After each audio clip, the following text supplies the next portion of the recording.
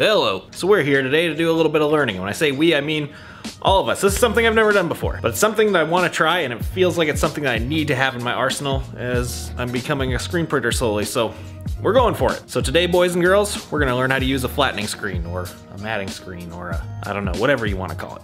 It's another screen. It'll be easier to show you than explain it, so let's set this job up.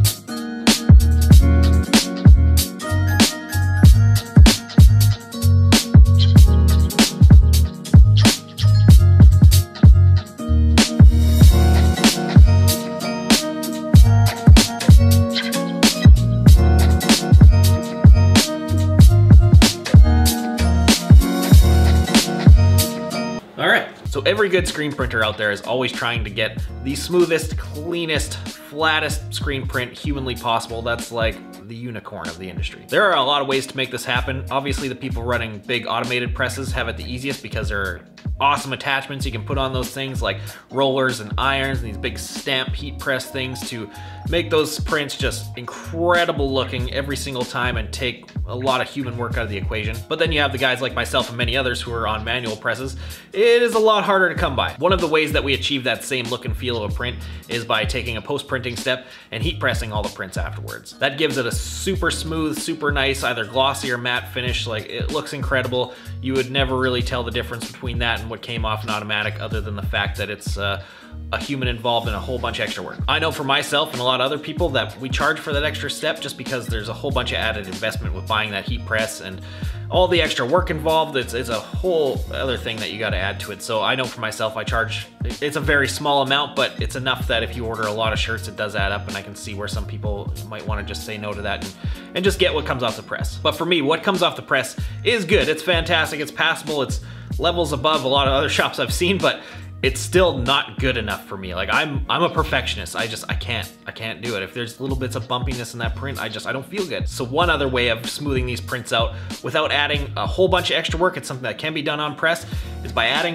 a matting screen. So what this is just a screen that's been coated and exposed with no image on it. It is a higher mesh screen. This is a 230 I'm using so that it doesn't pick up any ink, hopefully. We are gonna coat the back side of it with a little bit of silicone spray just to make sure that is not going to happen. But the way this works is that it will come into play right after our first pass of white ink. So we'll hit our first pass of white ink, we'll flash it, and then after it comes out of the flash, while it's still hot, we will hit it pretty hard with this thing.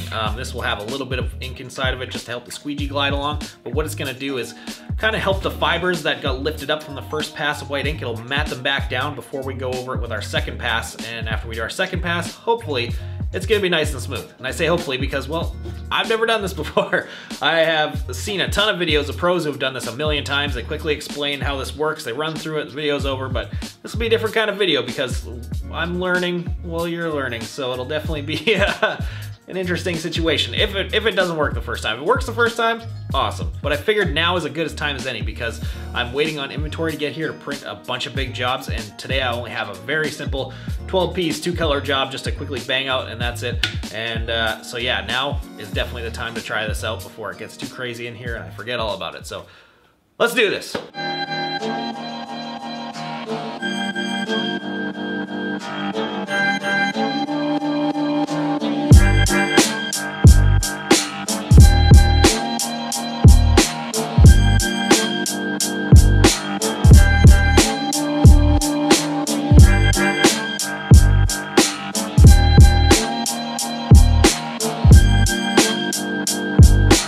Alright, so we're all lined up and registered. I actually had to shut the camera off and go remake one of the screens because I messed up the separations like an idiot, but good thing I got that drying cabinet, huh? Anyways, before we get into production, we're gonna go ahead and do a test print with both methods on a junk shirt just to obviously make sure it works, but that way we can see, you know, a normal print just off the press as is, and then right below it see one with the matting screen and see just how much of a difference it makes, and to see if I'm even doing it right. So yeah, so what I'm putting in here is just some like 30 or 40% way over reduced white just to make the squeegee easier to push. I know I've seen some people say they use like grease and stuff in there. Don't use grease in there. That's ridiculous. I was a mechanic for a long time. I know just how hard grease is to get out of shit. I'm not putting grease anywhere near my screen, so this costs me like 4 cents. We're good with this.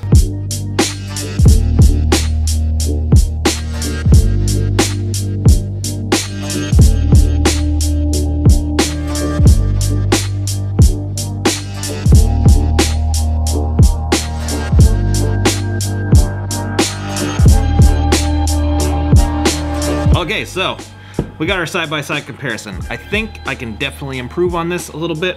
There's definitely a visible difference between this one, which I didn't hit with the matting screen, and this one, which I did. This one, though, that I did could definitely get better. I think I could probably improve the time that it sits under the flash and pressure that I hit it at with. I think that's kind of like a fine-tuning thing that you have to figure out exactly the sweet spot to get it right. But for first try, this one is definitely visibly smoother and feels a little bit better than this one. Yeah, I think I'm gonna try it a couple more times and then we're gonna move into production with this.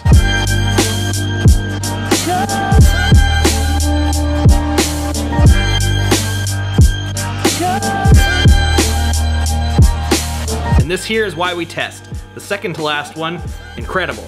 Worked perfect. I was like, yep, let's move this to production. I was like, you know, let's just test one more just in case. And for some reason, don't know why, don't know how, but that green knocked itself like way out of registration. No idea. No, I thought it was maybe the shirt shrank. Maybe I flashed it for too long or whatever, but then I put a fresh one on there, lined it up, and it was way off, not even close. So now I gotta go fix that. Awesome. Excuse me for a second.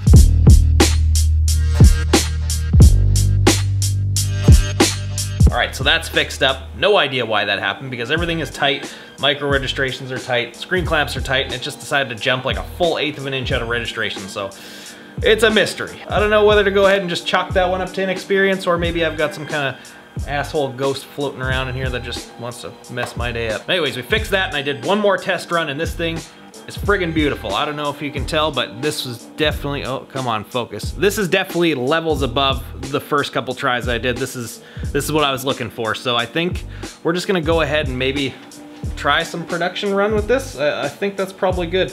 I did order 2 spare shirts just in case I mess this up, because I did actually plan on learning this with this small run. So I think let's just go for it. Now the only thing that I'm gonna have to try to remember, which is probably gonna be kind of hard, is that I'm gonna have to rotate the carousel one way for the first pass, because I want that first one to come directly from under the flash to hit it with the flattening screen.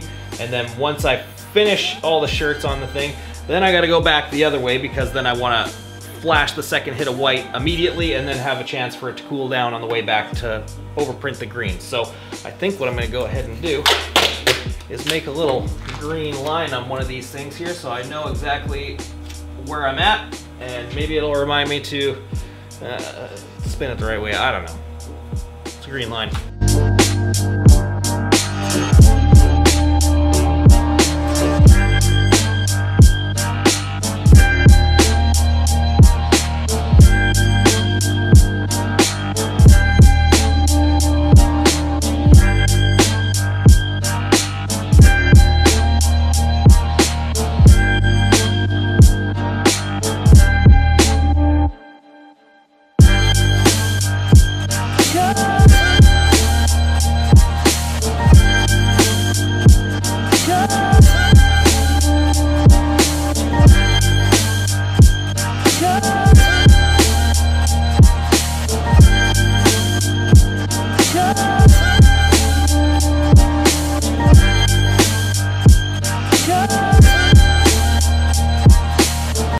Okay, so in the end, this here's what we got. So once I stopped focusing on filming and started focusing on the task at hand, because for those of you who don't know, trying to film and work at the same time is extremely hard. I started to get into the groove of it. I started to kind of feel it out a little more, figure out how long I had to sit under the flash for, how much time I had coming out from the flash to be able to quickly hit it with the flattening stroke, and I think this is probably one of the better ones I got. It's definitely not anywhere near the same as when you hit it with a heat press, but it's good. It's a hell of a lot better than when you don't do anything at all. It's definitely a night and day difference. So I think this is gonna become the new standard in here for anything that's getting hit with white underbase or 2 hits of white or whatever, because it creates a much nicer print than when you don't do it. It might be a whole extra step and a whole bunch of extra time, but I'm all about kind of going above and beyond to try and create the best product possible for my customers. Obviously, the best, absolute best product possible I can create for them is when they do the heat press upgrade option in the end, but not everybody wants to do that. Not everyone wants to spend the extra money on their stuff. Some people just want some t-shirts for some basic shit, and that's all. And something like this, I'm definitely happy with putting out there and happy with my name being on it. So that's something that is going to get implemented here from now on, I guess. And this was only 12 shirts plus the however many 8 or so practice hits that I did. So obviously the longer that I do it and the more that I experiment with new things and figure out exactly the right timing and all the other stuff that goes into it, I'm going to create a much better product than this in the end. So I mean, I can't wait to get some more time under my belt with it, because this is pretty good as it is, so I can't wait to see what happens there. But prints aside, the friggin' press, for the second time, it jumped out of registration again. I have no idea why. This time it wasn't anywhere near as far, but it definitely came out a tiny little bit towards the end, and I was able to kind of shift it back and get it into place without, you know, a ton of effort going into it. But that freaks me out, because that was a very short run of stuff, like 12 shirts, and it jumped out of registration twice. I don't know why that is. I double checked again. Everything was super tight. I'm gonna have to sit and go over that thing with a fine-tooth comb, because this whole little brand situation we got coming up, every single print is 2 or 3 colors, and there is a ton of them. So if that thing's jumping out of registration every like 12, 15 shirts, I'm gonna be pissed. But I'll worry about that, I guess, when I get to it, which is tomorrow. As for next Sunday, not 100% sure if there's gonna be a video or not yet, because like I said, shooting and working at the same time is extremely hard and takes a very long time. But these guys dropped a crazy deadline on me and gave me like 0 time to do this. So I'm already stressing about it without all the filming and all that stuff, but I'm still gonna film every single day this is going on. I'm hoping that I can make a daily video out of it if possible, or at least mash a couple days together and make a video out of that. So not next Sunday, it might come out, but if it doesn't, just know it's coming in the next couple days after that, because I don't want to start editing anything until everything is finished and I have all the footage there and I can just sit there at my computer and make videos, because I don't want to do all the filming, do some work, then sit and edit for a whole day and burn a whole day and then maybe not get these guys' stuff done in time. So their stuff comes first, video's gonna come second. But yeah, I'm excited to make this little series. It's something that I wish I had done with my own brand. Well, something I'm definitely going to do with my own brand now that I've got this, but I kind of missed the whole beginning stages of it. So it's gonna be cool to see a brand go from an idea, a concept stage, to designs, to making the product, to a finished boxed up packaged thing where the customer comes and picks it up. I think that's gonna be pretty cool. So I'm gonna definitely work very hard on this and hopefully make something that doesn't suck. But that wraps it up for this one. Give me a thumbs up and a comment if you enjoy learning stuff with me. I definitely enjoy making stuff where I'm learning, because I like to go back later on and look at it and see like just how bad I was fucking up, because that's how you learn. Don't forget to check out the links and stuff down below, and we'll see you again in the next one.